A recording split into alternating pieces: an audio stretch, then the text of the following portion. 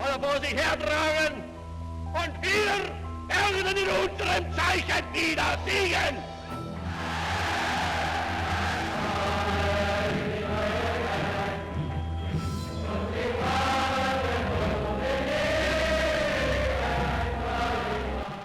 Adolf Hitler was one of the most sinister minds of the 20th century. To support his brutal ideology, he appropriated dark, existing images, such as the swastika and the imperial eagle. This is how Nazi symbolism was born. Behind these emblems lie stories that reveal the power of propaganda and ideological control to manipulate and mobilize masses. In this video, we will explore the origin and meaning of these symbols, many of which have been banned and still resonate today as reminders of one of humanity's darkest chapters. Join us on Military History's disturbing and mysterious tour of the history of Nazism and its most infamous emblems. Let's get started. The Nazi signs and symbols seem made for each other, homogeneous, as if they'd been created by an agency. World War II left an indelible mark on human history. Millions of lives were taken in the name of an ideology that was based on racial supremacy and hatred. But, in addition to the weapons, the battlefields, and the politics of terror, there was one aspect that defined the Nazi regime: its ruthless use of propaganda, in which symbols played a crucial role. From the swastika to the fearsome SS runes, the emblems of the Third Reich were not only visual representations of its ideology, but also tools of mass manipulation. These symbols evoked a mix of terror, obedience, and fanaticism that resonated deeply in the collective unconscious. There are 5 symbols that are most closely associated with the National Socialists, but you may be surprised that they were not created by them. They are the swastika, the eagle, the right arm salute, the death's head, and the SS runes. As you will see, many of these emblems have older origins, and in some cases, were reinterpreted by Nazism for its own purposes. Throughout this journey, we will explore the hidden history of the most powerful and feared symbols of the regime. Without a doubt, none is as recognizable or as universally associated with evil as the swastika. What few people know is that its history goes back thousands of years, being an emblem of peace and prosperity before being stained by the blood of Nazism. Swastika is derived from the Sanskrit word swastika, which means conducive to well-being. Many different forms of the swastika are to be found in Hinduism, Buddhism, and Jainism, all positive and spiritual symbols. In Europe, the swastika has many names. In Germany, it is called the Hakenkreuz, or hooked cross. This symbol has been found on archaeological artifacts from civilizations as diverse as those of the Indus Valley, Mesopotamia, and Native America, dating back to between 3,300 and 400 BC. It was also used in ancient Indo-European and Asian cultures, appearing on Buddhist temples, Hindu statues, and Greek coins. For these civilizations, the swastika was a sacred emblem of cosmic balance and harmony, and its rotating cross-shaped arms represented the continuous cycle of the universe. So how did such a positive symbol become synonymous with genocide and racial hatred? The answer lies in Norse mysticism and the obsession of Adolf Hitler and his inner circle with myths of the superiority of the Aryan race. In the 19th century, German archaeologist Heinrich Schliemann discovered this symbol in the ruins of Troy, leading many European scholars to link it to the ancient Aryan tribes, who were supposedly the ancestors of the Germans. When Hitler adopted the swastika as the official emblem of the National Socialist Party in 1920, he rotated it 45 degrees, turning it into a symbol of power. It was no longer a static, peaceful emblem, but rather a dynamic, aggressive icon representing the rebirth of a pure, superior race. The swastika became the center of the Nazi flag, surrounded by a white circle symbolizing the Aryan nation, and on a red background representing the bloodshed by Germany. The adoption of this symbol by the Nazis was a masterful piece of marketing, perhaps the most successful logo in history. After all, no matter where you are in the world, if you see a swastika, and regardless of its use, you can't help but think of Nazis. even 80 years later. Ironically, by adopting the swastika, Hitler condemned the symbol to be forever associated with the horrors of the Holocaust and the atrocities of the Nazi regime. This icon, in its most sinister form, sowed deep terror in the hearts of millions. For Jews in occupied Europe, the mere flash of that Nazi armband, with its hateful black cross on a red background, was an alarm signal, a terrifying warning that made their skin crawl. At the sight of it, there was no time to think.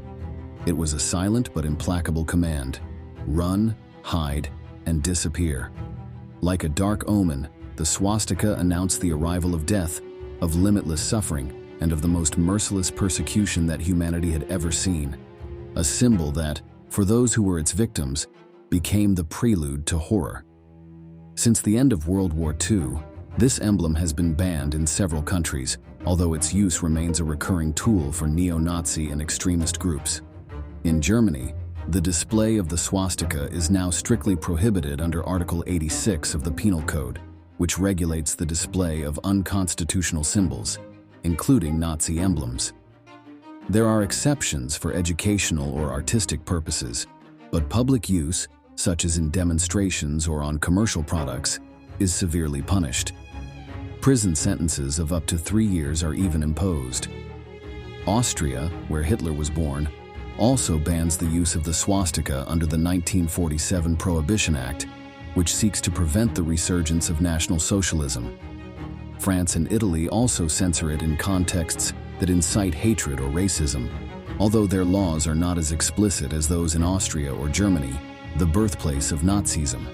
However, in India and other Asian countries where the swastika has a religious origin, its use remains common and is not prohibited. It is even considered a sacred symbol. Next up, we have the Nazi eagle, or Reichsadler, which is actually far older than the Third Reich period. As with many Nazi symbols, it was expropriated from German history and tradition and then modified. Reichsadler means imperial eagle, and the earliest examples date from the Holy Roman Empire, who themselves copied it from the Roman army's eagle standard, which represented strength and unity. This imperial eagle is a fundamental part of Nazi iconography. This bird has been used as a symbol of power and majesty since the times of ancient Rome, where it was the emblem of the imperial legions and represented the supremacy of the Roman Empire. They saw the eagle as a bird of the gods, a symbol of the sun and divinity. It was no coincidence that the Roman emperors surrounded themselves with images of these powerful birds. With the fall of that empire, in 476 AD, the tradition of the eagle was adopted by the Holy Roman Empire, whose aim was to perpetuate its glory and power in the territories of present-day Germany. For centuries, this bird was the symbol of the Germanic emperors, who used it to reaffirm their divine authority. When Hitler came to power, it was not difficult for the Nazis to adopt the eagle as an emblem of their authority. Far from being a mere decorative ornament, it was depicted in an imposing manner, staring fiercely towards the horizon while holding a swastika in its claws, the modified Nazi version of the original symbol. This image combined for the regime the military power of Rome with the racial supremacy of Germany. The Reichsadler was not only used on uniforms and flags, but also decorated the most important buildings of the Third Reich, from the Berlin Chancellery to the concentration camps. A bird that is often associated with freedom, it adorned brutal systems of extermination where thousands of Jews were massacred. It was an omnipresent reminder of the strength of the state and of Hitler's absolute control. However, when the Third Reich collapsed, the Nazi eagle was dethroned, hopefully forever. The Nazis used two types of eagle. The Parteiadler, or party eagle, looking to its left shoulder, was the symbol of the NSDAP. The Reichsadler looked to its right shoulder and was a national symbol of Germany. Interestingly, in 1950, the Reichsadler was resurrected by the Federal Republic of Germany. Today called the Bundesadler, it is an official German government symbol, demonstrating that the eagle remains a central motif of German national identity right up to the present day. However, the Nazi imperial eagle is banned in Germany under the same laws that regulate the swastika.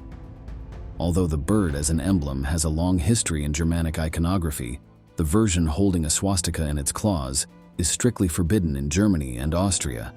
It is a symbol closely linked to Nazi power and ideology, so its use, even in historical reproductions, is controlled by law. In other European countries, such as France and Italy, it is also regulated when used for propaganda purposes or in contexts that promote extremism. However, its use is not as restricted as in Germany, since the eagle, without the swastika, does not have the same symbolic charge in other contexts. The stiff right arm salute, or during the Nazi period, the German greeting, is another image that the Nazis adopted from history. It has long been suggested that the Romans began the practice of the stiff right arm salute, though no documentary evidence for this has ever emerged in 2000 years. In fact, the salute was probably attributed to the Romans by the 18th century painter Jacques-Louis David, who used it in his famous painting Oath of the Horatii in 1784. Curiously, Benito Mussolini had adopted the symbol sometime earlier as an emblem of the new fascist era, and it soon influenced Adolf Hitler, who already deeply admired the Italian dictator. This salute, which was obligatory for all citizens of the Reich, and was accompanied by the phrase Sieg Heil, translated as Long Live Victory, became a symbol of unwavering loyalty to the Führer and total submission to the Nazi state. For the Nazis, the outstretched arm was not only a military gesture, but a visual oath of fidelity to the leader. Refusing to perform this salute was seen as an act of treason and, in many cases, could lead to death. Heil Hitler was added as a way of glorifying the Führer and reinforcing the idea that all citizens of the Reich were cogs in a totalitarian machine where the individual had no value in and of himself, but only as part of a collective that followed the Führer's guidelines. In this way, the right arm salute not only became a symbol of Nazi power, but also a tool of psychological oppression. After the fall of Nazism, the gesture was banned in many countries in Europe. In Germany, it is considered a crime and is punishable by law under the same article that regulates unconstitutional symbols. It not only represents loyalty to Nazism, but also the glorification of a genocidal regime, so any form of using it in public can lead to severe sanctions. Austria also censors the use of the Nazi salute under its 1947 Prohibition Act. France, Italy, and Spain have banned it in contexts that foster hatred or racism. However, in the United States, the Nazi salute is protected under freedom of speech, as long as it does not directly incite violence, which has allowed its use by extremist and supremacist groups. They use this gesture, along with the racist ideology it represents, to promote white supremacy, intimidate minorities, and glorify the past of Hitler-led Germany, seeking to divide and generate fear in society. The Totenkopf, or Death's Head, is another of the most terrifying emblems associated with Nazism, especially since it was directly linked to the most feared organization of the Third Reich, the SS, the elite paramilitary forces led by Heinrich Himmler. The history of the potent SS symbol, the Totenkopf, or Death's Head, is far older than the Nazi period and was and still is used in some countries as an army symbol that has no connection to National Socialism. It's yet another symbol that the Nazis adopted from history for their own purposes. King Frederick the Great of Prussia first used the Totenkopf as a military emblem when he formed a regiment of hussars. These hussars, known for their fearsome effectiveness in battle, wore the skull on their uniforms as a symbol of their bravery in the face of death. Throughout history, it has been used by various military forces, especially in Europe, to represent doom and danger. The design, which consists of a skull on two crossbones, is undoubtedly one of the oldest symbols in the world.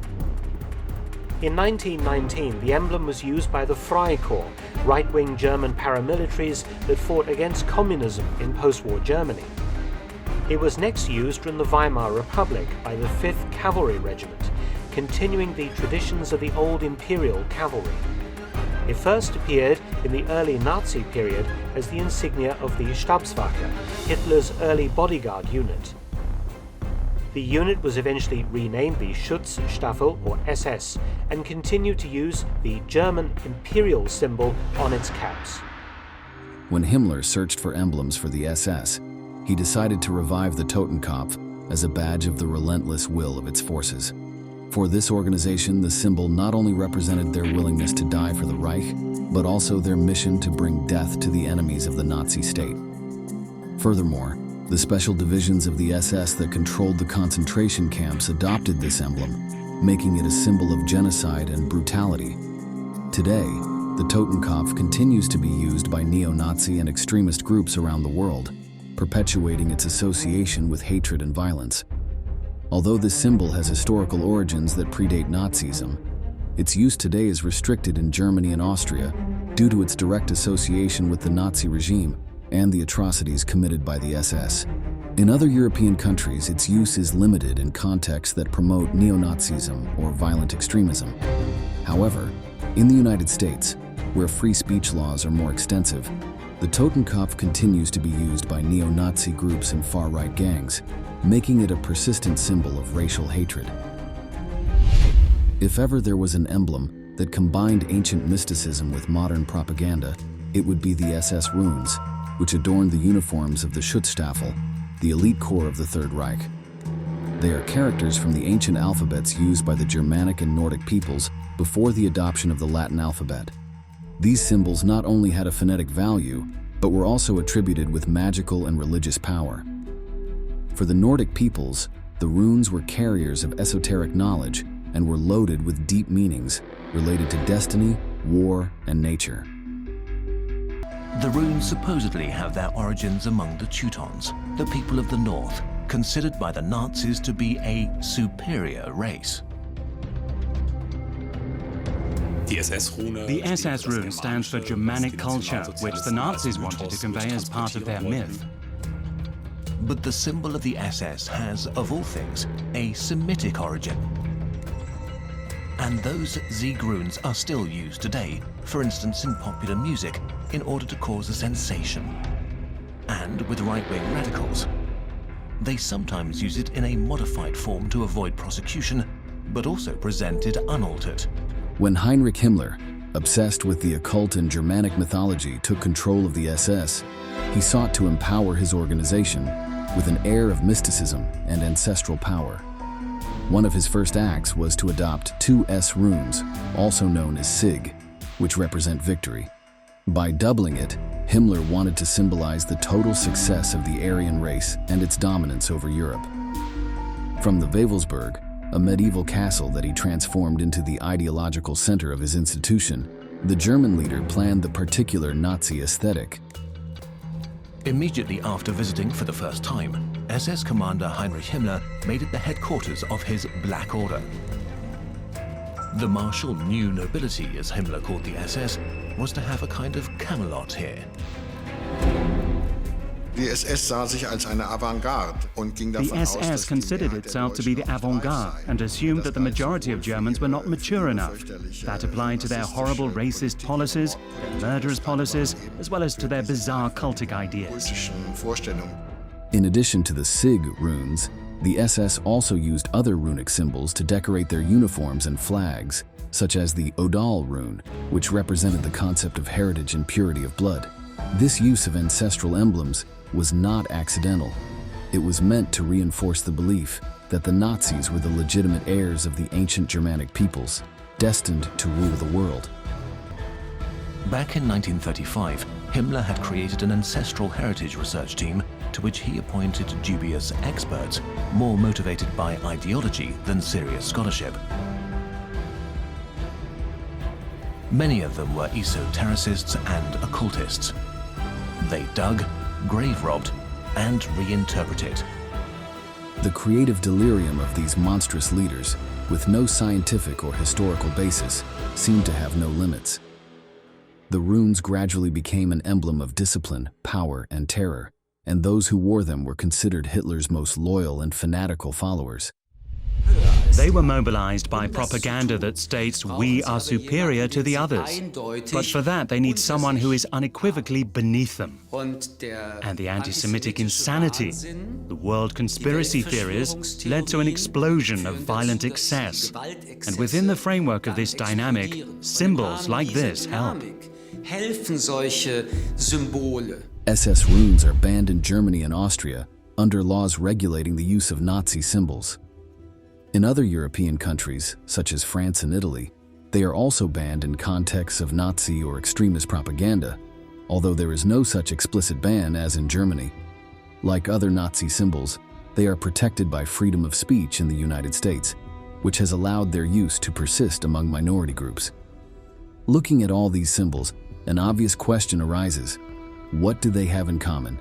What mysterious threads bind them together? The design of the Nazis, their signs and symbols, were not part of a unified strategy. What unified them was simply their style. Even font choices were ideologically determined. Gothic or Fraktur were all the rage. They were considered Teutonic, German fonts. Traditionally, in those folkish circles, there was the notion that the German or Aryan person also had to distinguish himself through a special font. So there was a real cult surrounding these Fraktur typefaces, German typefaces. These symbols, from the swastika to the SS runes, were much more than just emblems. They were propaganda tools designed to create a powerful national identity, instill fear, and manipulate the masses. Each of them has a much older history than the Third Reich would like to admit, but under the Nazi regime, they were stripped of their original meaning and turned into instruments of evil. Hitler wanted to use the new typeface as an ideological message. In 100 years, our language will be the European language, he asserted in a speech. And the prerequisite for that was Roman type. It's understandable that Hitler preferred Antiqua. This font, in capital letters, ideally centered along the central axis, is the typographical expression of power. Fraktur typefaces had to disappear from party pamphlets, newspapers, and announcements. Hitler's choice of the Antiqua font was explained by its ability to convey authority and control. Its clean, balanced lines, especially in capital letters, provided a sense of order and dominance, qualities that Nazism sought to reflect in its propaganda. This typeface lent itself perfectly to symmetry, projecting an image of unwavering strength, aligned with the ideals of the regime. On the other hand, the Fraktur typeface, traditionally associated with German culture, was relegated. Although it represented the glorious past, its Gothic and ornate appearance did not fit with the modern and powerful image that the Nazi Party wanted to convey. By removing it from official propaganda, Hitler distanced himself from elements that he considered obsolete, favoring an aesthetic that represented the new vision of a German future under totalitarian control. The fall of the Third Reich on May 8, 1945, meant not only the destruction of an empire of hate, but also the eternal damnation of these symbols, which today evoke the memory of one of the darkest periods of humanity. Although Nazism was defeated, the emblems it left behind remain persistent reminders of the power of images and how, in the wrong hands, they can be used to spread resentment and destruction. We have reached the end of the military history video, and we ask you, are these symbols banned in your country? Leave us your answer in the comments box below, and don't forget to subscribe to our channel to learn about many more events that left their mark on history.